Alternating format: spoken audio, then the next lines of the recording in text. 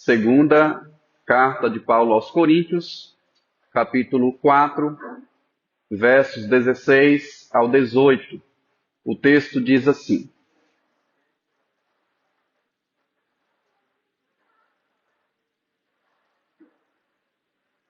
Por isso, não desanimamos. Pelo contrário, mesmo que o nosso homem interior se corrompa, contudo, o nosso homem interior se renova de dia em dia. Porque a nossa leve e momentânea tribulação produz para nós eterno peso de glória, acima de toda comparação, não atentando nós nas coisas que se veem, mas nas que se não veem. Porque as que se veem são temporais, e as que se não veem são eternas. Vamos orar? Mais uma vez, Senhor, nós pedimos a Ti que esta palavra sirva de ânimo para as nossas almas, ó Pai. Revigore-nos, ó Pai. Aumente a nossa confiança no Senhor. Edifique-nos conforme a Tua poderosa palavra. Assim nós te pedimos em nome de Jesus. Amém. A igreja pode se assentar.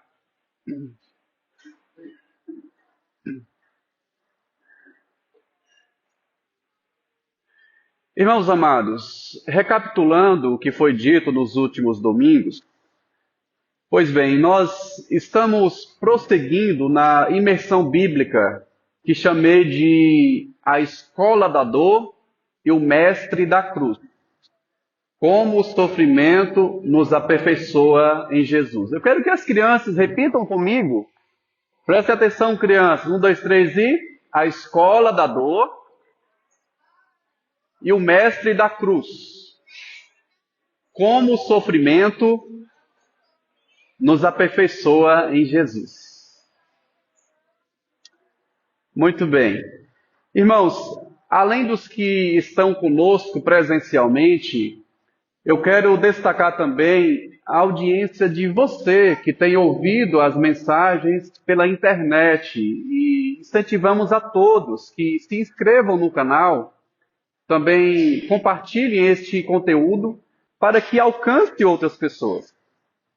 Irmãos, nós chegamos à quarta pregação nesta imersão bíblica. Já falamos sobre o sofrimento por juízo divino. Em seguida, sobre sofrimento preventivo e, como vimos domingo passado, sofrimento empático, aonde eu destaquei três razões pelas quais você e eu devemos encarar o sofrimento com empatia. Então você pode acessar todas essas pregações, ou até mesmo todas elas no canal do YouTube, tá? Para não perder nenhuma mensagem dessa série de exposição bíblica.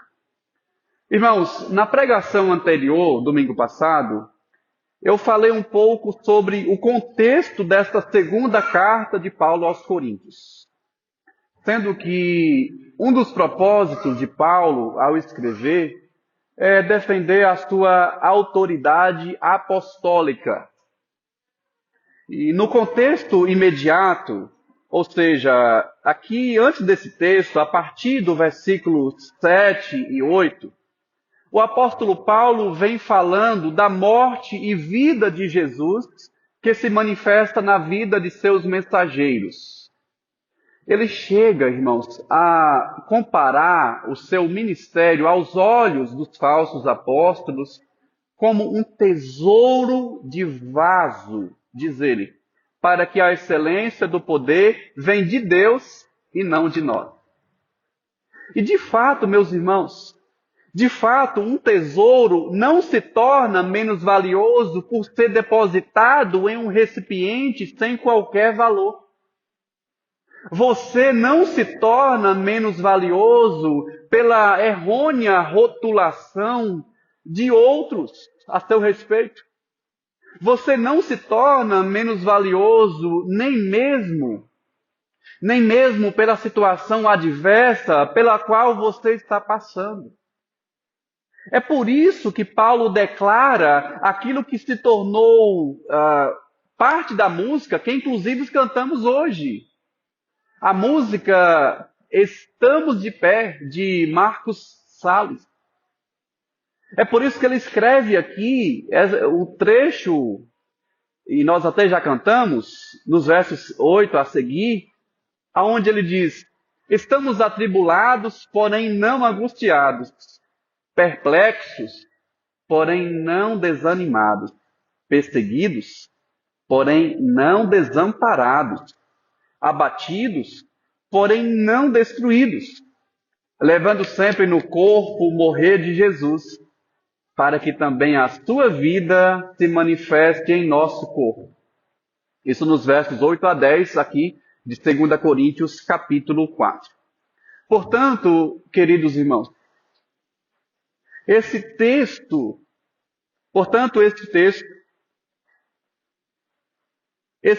então, ele nos orienta a mantermos firmes a nossa fé. Esse texto, ele nos orienta a andarmos confiados em Jesus. Se você está perseguido, mas você não está abandonado por Jesus, o seu sofrimento é uma forma de você crescer na graça, no conhecimento de Jesus. É uma forma de você demonstrar a sua dependência de Jesus. Portanto, o que Paulo escreve aqui é uma experiência de seu sofrimento, aonde ele era motivado, irmãos, motivado pela obediência a Deus. E conosco também não deve ser diferente. Nesta quarta mensagem da imersão bíblica, eu quero falar então sobre o tema 2 motivos para você não desanimar. 2 motivos para você não desanimar. Venha comigo nesta reflexão. Vamos prosseguir aqui.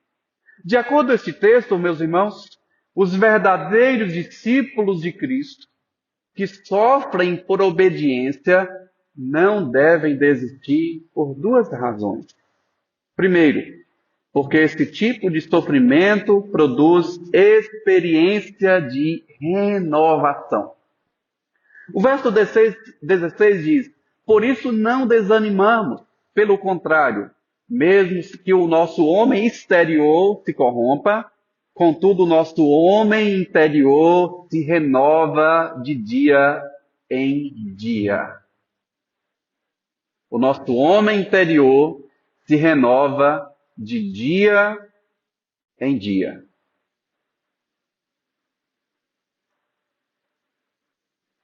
O que é desanimar?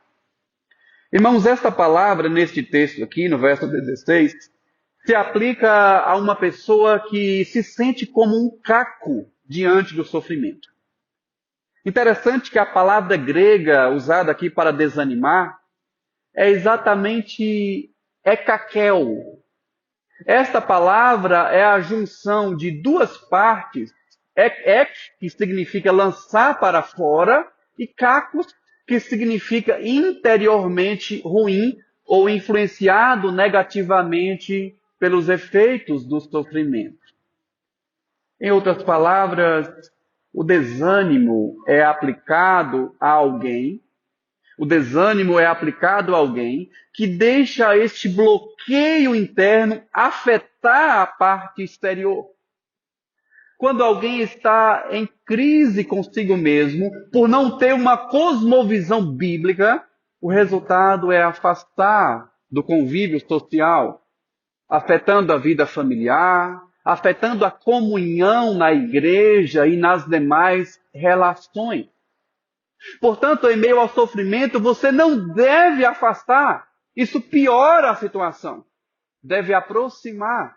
E de acordo com este texto, meus irmãos, o texto está dizendo para nós não desanimarmos, para não ficarmos interior e externamente bloqueados.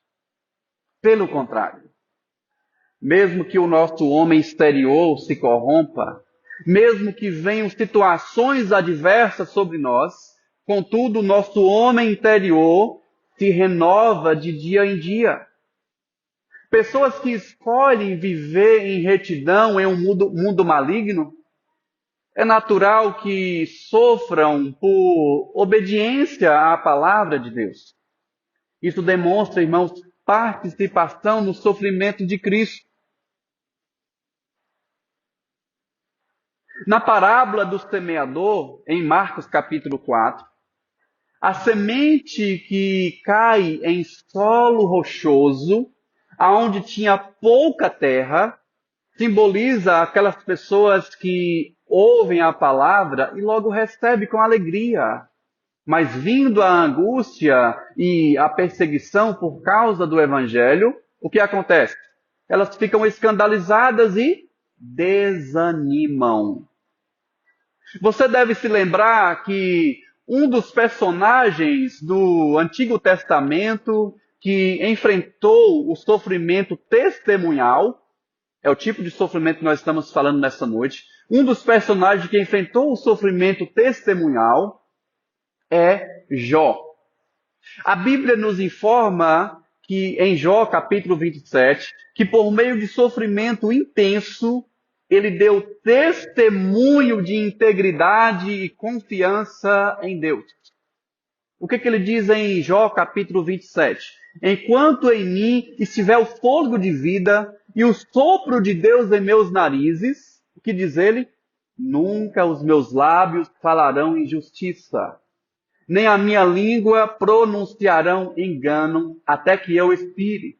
Nunca afastarei de mim a integridade. A minha justiça me apegarei e não a largarei. Não me reprova na minha consciência por qualquer dia da minha vida. Jó, capítulo 27, versos 3 a 6. Então, o servo Jó, ele tinha um conhecimento puro sobre Deus. Ele tinha também, meus irmãos, uma consciência limpa sobre si mesmo. E essa consciência pura sobre si mesmo e esse conhecimento íntegro para com Deus trouxeram a Jó paz, tranquilidade em meio ao sofrimento. O sofrimento de Jó, é válido ressaltar que o sofrimento de Jó não era por causa de pecados cometidos. O sofrimento de Jó não era para ele não ficar ensoberbecido. O sofrimento de Jó não era por causa do sofrimento de outras pessoas que estavam sofrendo, mas era uma prova de sua integridade. Era um testemunho impactante para outros. Seja você um testemunho do poder de Deus, meu irmão.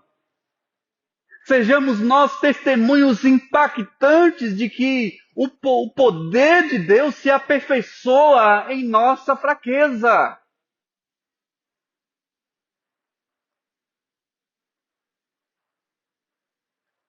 Às vezes, este sofrimento ou aflição interna pode ser resultado do compromisso verdadeiro que a pessoa tem em obedecer à palavra de Deus. Alguém já disse que este sofrimento interno é a entrada para todas as bênçãos na vida do cristão.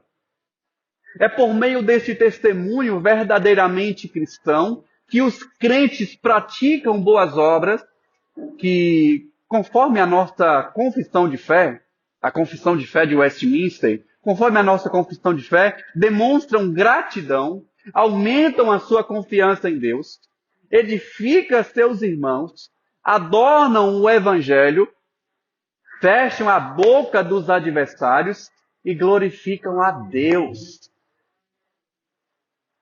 Esse homem interior, meus irmãos, Esse homem interior se refere à carne ou à natureza interior do homem? Pergunto.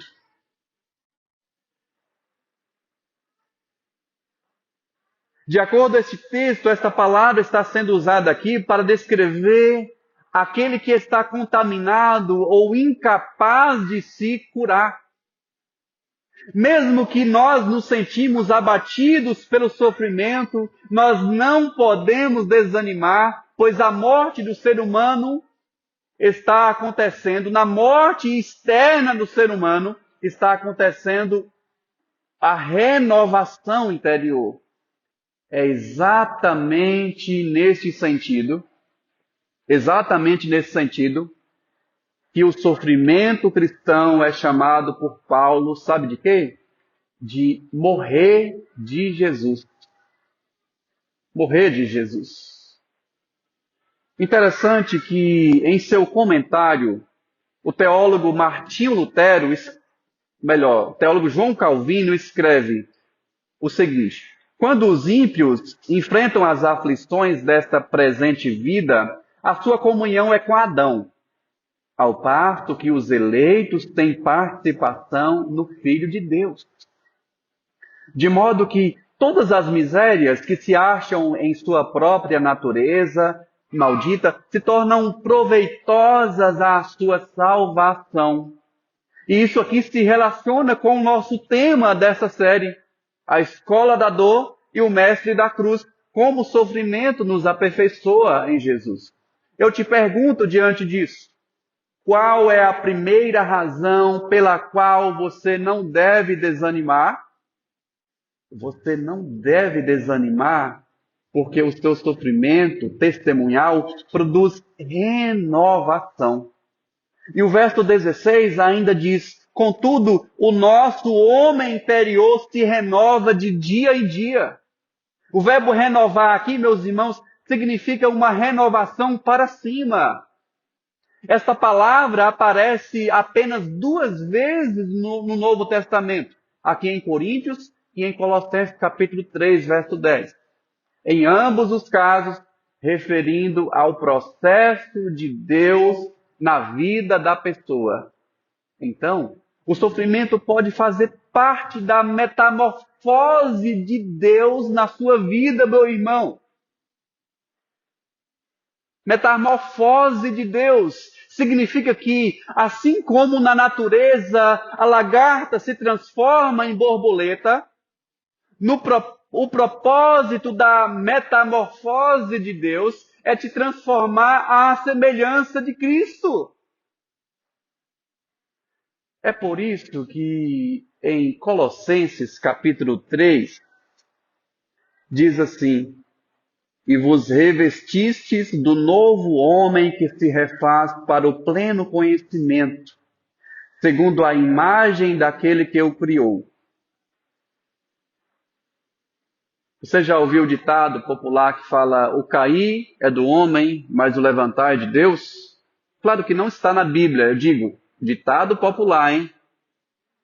E da mesma forma, meus amados irmãos, o desânimo vem do homem, mas o ânimo vem de Deus.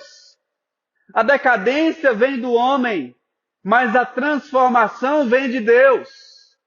Portanto, meu querido irmão, não devemos desanimar quando estivermos sofrendo, pois o sofrimento testemunhal produz experiência de renovação, assim como a lagarta se transforma em borboleta. Mas eu ainda quero falar nesta noite a segunda razão pela qual você não deve desanimar. Em segundo lugar, você não deve desanimar porque o sofrimento testemunhal também produz esperança da glória. Acompanhe comigo aí na sua Bíblia, no verso 17, onde diz assim: porque a nossa leve e momentânea tribulação produz para nós eterno peso de glória, acima de toda comparação. Atenção aqui. Prestem atenção nas duas comparações que Paulo faz aqui. Primeiro, ele contrasta a tribulação leve e momentânea desta vida com o peso da glória eterna. E depois, ele contrasta coisas terrenas com coisas espirituais. É exatamente aqui que reside a nossa experiência ou a nossa esperança da glória. Não menosprezando a sua dor, querido ouvinte, não menosprezando a sua dor, mas eu quero dizer que há uma forma piedosa de encarar o sofrimento. Há uma forma diferente de você enfrentar as situações da vida. É olhando todas as coisas de acordo com os óculos do Evangelho. O Evangelho, meus irmãos, ele descortina diante de nós uma maneira empolgante, uma maneira encorajadora, uma maneira que não nos permite parar, mas sempre prosseguir, como nós cantamos aqui nesta noite. Estamos de pé, não pela nossa força, mas pela força de Deus que se aperfeiçoa em nós. O Evangelho faz isso.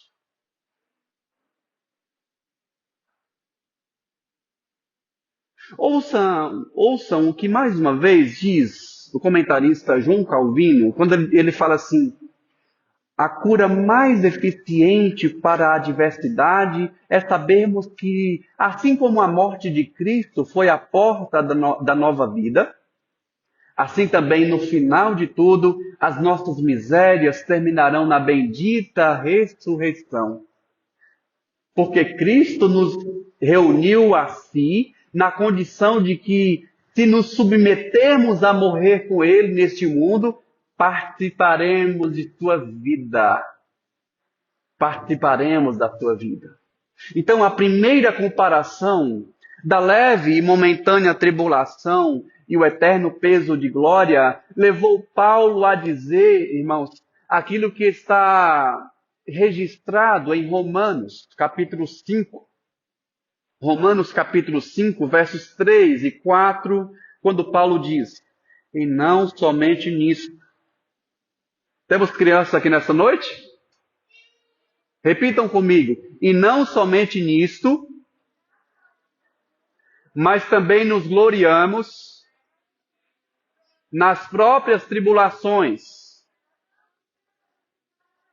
sabendo que a tribulação produz perseverança,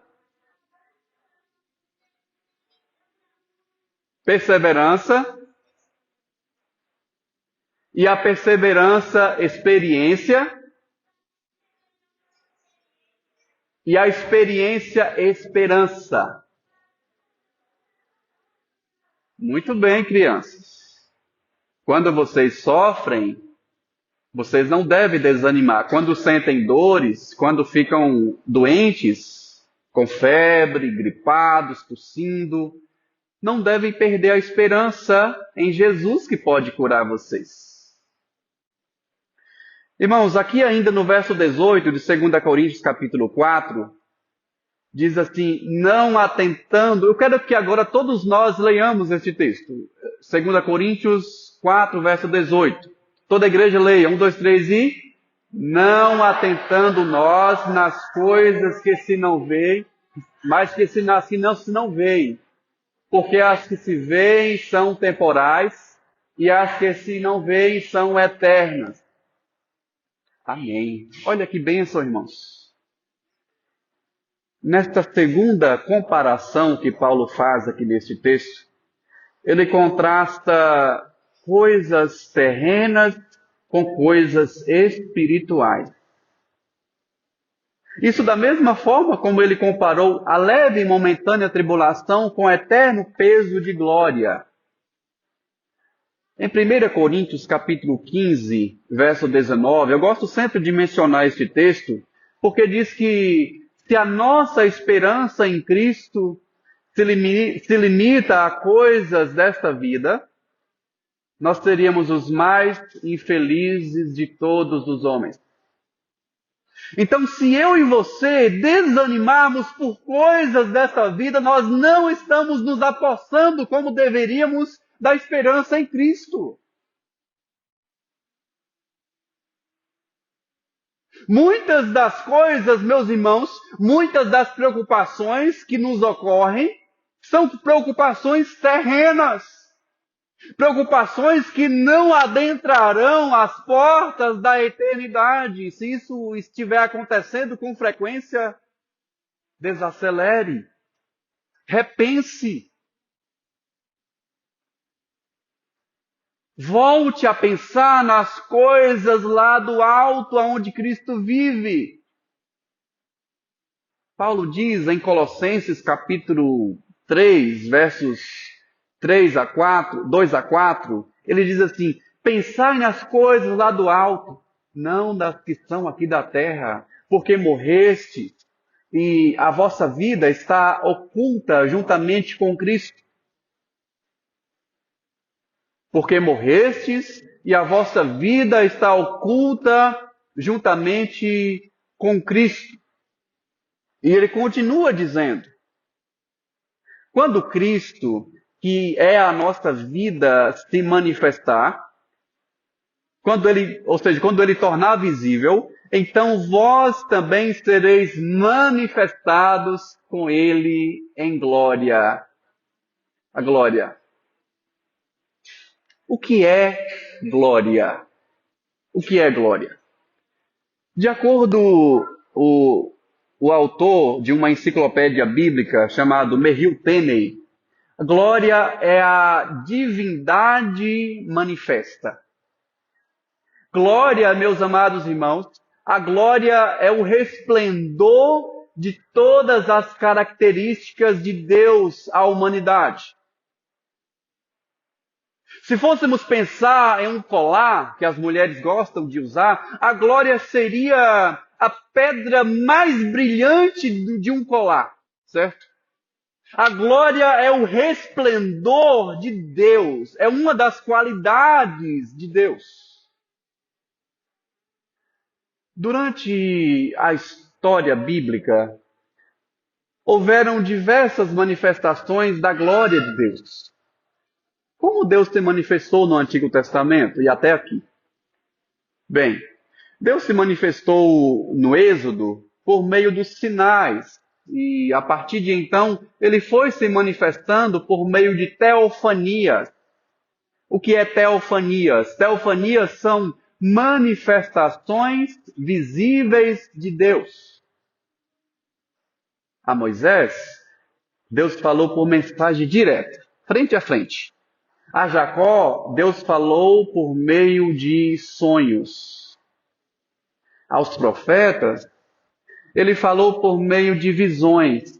A Maria, mãe de Jesus, como que Deus falou? Ele falou por meio de anjos.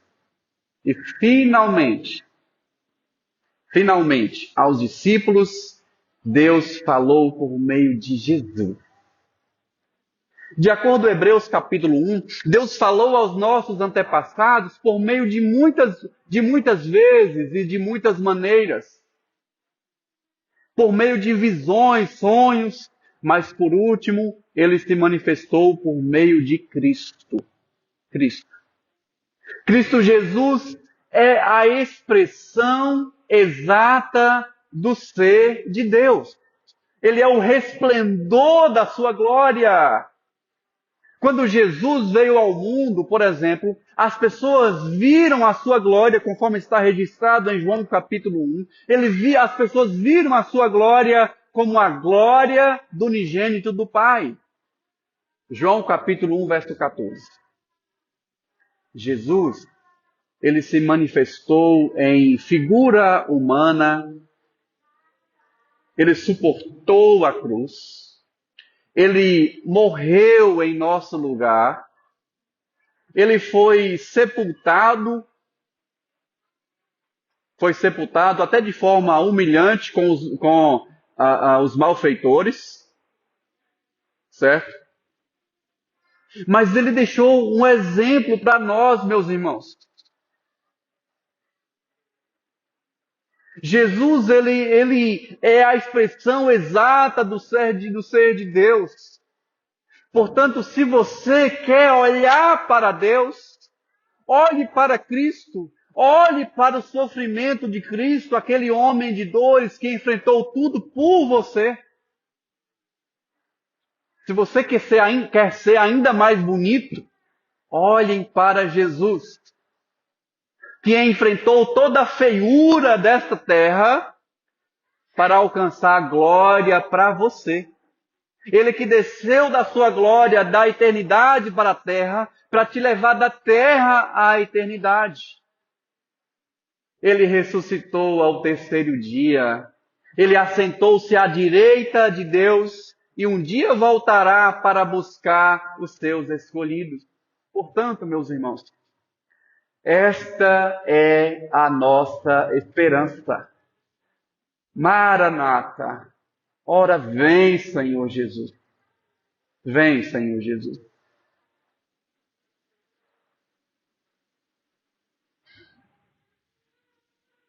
Essa é a nossa esperança. Nem tudo está perdido em seu sofrer. Há uma esperança em Cristo Jesus.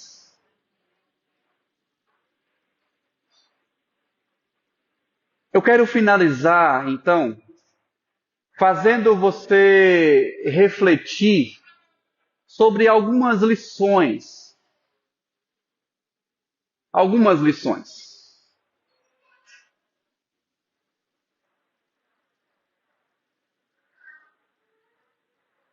Pense em tudo que foi dito aqui já. O que você vai levar para casa diante de tudo que eu falei?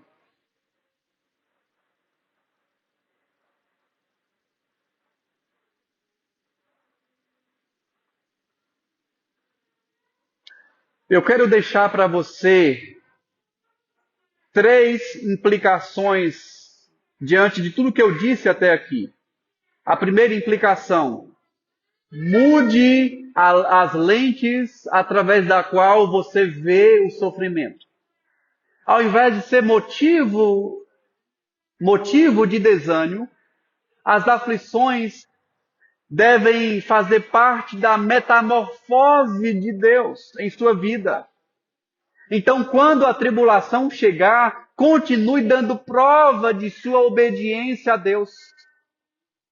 Se aproxime mais de Deus por meio da palavra e da oração, ao invés de se isolar, meu querido irmão. Atenção, crianças. Aproximem-se de pessoas que te fazem bem. Busquem congregar numa igreja comprometida com a palavra. E se ainda tiver dificuldade com a socialização, investigue a causa ou busque ajuda profissional, mas mude as lentes com a qual você vê o sofrimento. Oportunize, meus irmãos, dê oportunidade a esta metamorfose de Deus na sua vida, experimentando assim a transformação que Ele pode fazer em sua vida. A segunda implicação que eu quero deixar com base no que eu disse aqui é que você deve ponderar as suas aflições na balança da eternidade. Não considere suas aflições como um fim, mas como um processo que resulta em benefícios espirituais eternos. Então, diante de uma crise ou sofrimento, reforce sua esperança lendo e também meditando em passagens que falem da volta de Cristo. Meditem em textos que falem da volta de Cristo e a vida eterna, irmãos.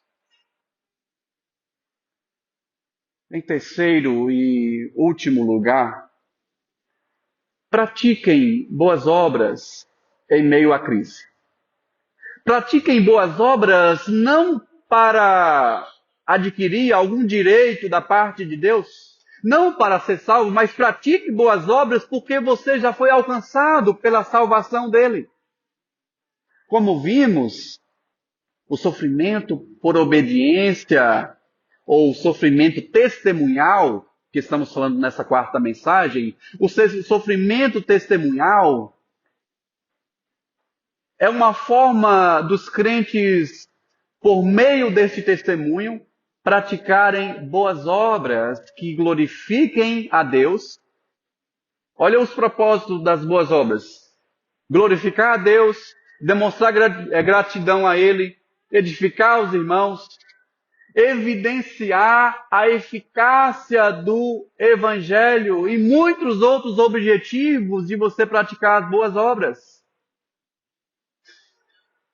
Você, através da sua vida, por mais difícil, por mais que sejam difíceis as tribulações que você enfrenta, você está dando prova de que o Evangelho, tudo muda, mas a palavra de Deus permanece eternamente, que você está fundamentado na palavra de Cristo. Ondas vêm e vão, vem a ventania, vem as tempestades, e a sua casa não foi construída na areia, mas na rocha. Esta rocha é a palavra de Cristo, vivendo em sua vida.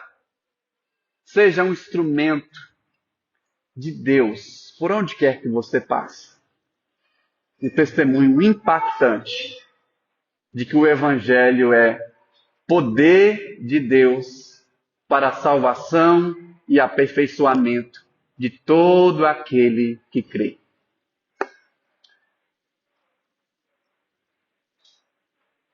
Eu convido vocês a ficarem em pé.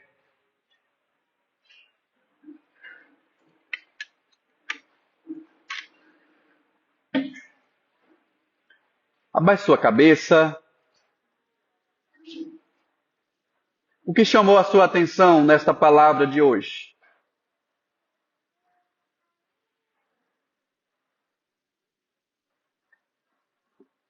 Ore ao Senhor.